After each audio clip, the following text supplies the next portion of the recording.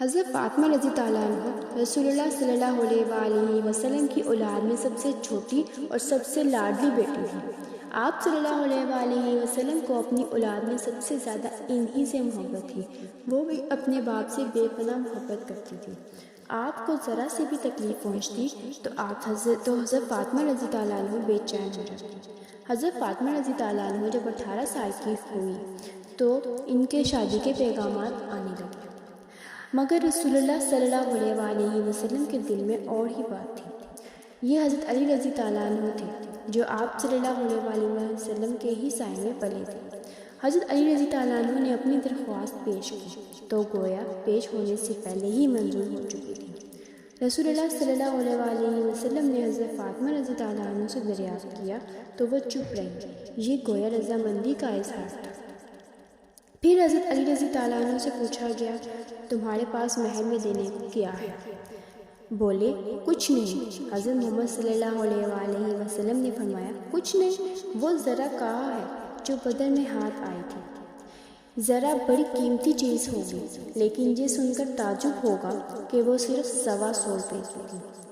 ذرا کے علاوہ بدر کے حضرت علی رضی اللہ عنہ کی جو ملکیت تھی وہ یہ تھی، بھیڑ کی ایک کھال اور ایک پرانی جمی چادر۔ یہی وہ سرمایہ تھا جو حضرت علی رضی اللہ عنہ نے حضرت فاطمہ رضی اللہ عنہ کی نظر میں پیش کیا۔ ایک صحابی نے اپنا ایک خالی مکان حضرت علی رضی اللہ عنہ حضرت فاطمہ رضی اللہ عنہ کے رہنے کو پیش کیا، جس کو آپ صلی اللہ علیہ وآلہ وسلم نے قبول فرمایا۔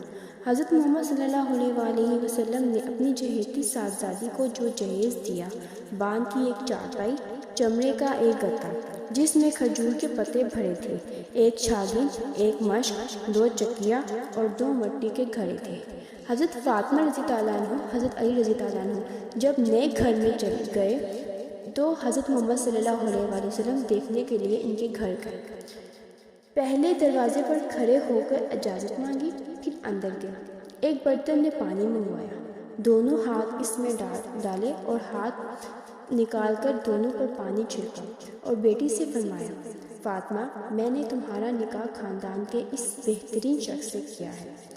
اللہ اکبر! کیا سادگی اور بے تکلفی کی تقریب تھی۔ مسلمانوں کی خوشی کے مراسم کے لیے اس سے بہتر کوئی نمونہ ہو سکتا ہے؟ یہ گویا رسول اللہ صلی اللہ علیہ وآلہ وسلم نے مسلمانوں کے سامنے اپنی اور اپنی اولاد کی زندگی کی مثالیں پیش کی۔